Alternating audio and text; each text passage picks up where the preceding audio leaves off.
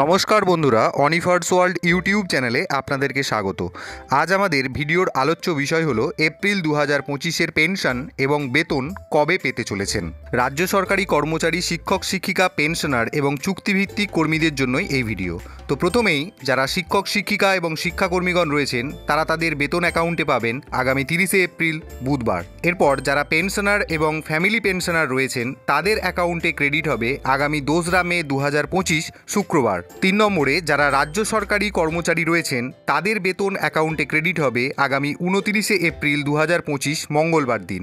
পঞ্চায়েত কর্মী, লাইব্রেরিয়ান, লাইব্রেরির কর্মী, মিউনিসিপ্যালিটি কর্পোরেশনের কর্মীদের বেতন ঢুকবে আগামী 30শে এপ্রিল 2025 বুধবার দিন।